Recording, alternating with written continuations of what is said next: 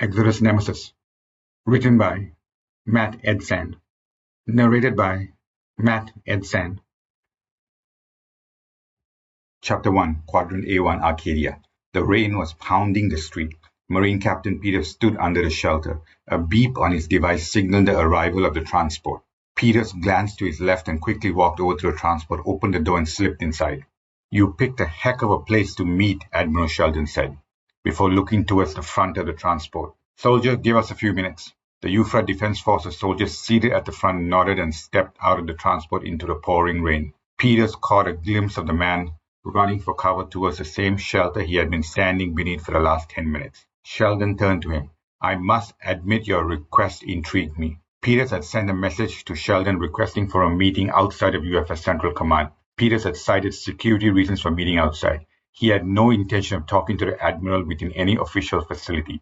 Although the chances of someone listening in were remote, Peters wasn't taking any chances. "You do know how dangerous it is for me to meet you out here," Sheldon warned. "The seed is still out there, and your people haven't been able to track it down yet." "I know, sir," Peters acknowledged, but this was a matter of utmost urgency. His teams had scoured the city of Arcadia back and forth multiple times, but no distortions had been detected. The seed Rukpli alien had somehow managed to assimilate itself well into the civilian population. Peters had found the entire process frustrating. He could only hope that the seed would make a mistake and reveal itself. "So what was it that you wanted to tell me that was so important?" Sheldon asked. Peters took a deep breath and shared his meeting with Darius and his request. Sheldon listened without any emotion. After Peters had finished sharing his plan, Sheldon stared at him quietly. Peters found the silence uncomfortable. The Admiral was the kind of person who would just say what was on his mind, but on this occasion he seemed quiet. "Why are you doing this?" Sheldon asked. Peters looked confused. "I don't understand." "What part don't you understand?" Sheldon asked. "Why are you throwing away your career with this plan of yours?" It was something Peters had struggled with for a long time after his meeting with Darius.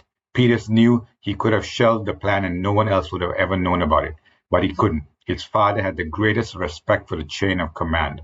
And now, here he was, breaking it. His father would never forgive him. "Sir, there's no career if we leave UFRA," Peters replied. "We could rebuild on another planet," Sheldon countered. "Start afresh. I'll admit that it would be time-consuming and a drawn-out process. Most of us would never live to see the fruition of the new colony.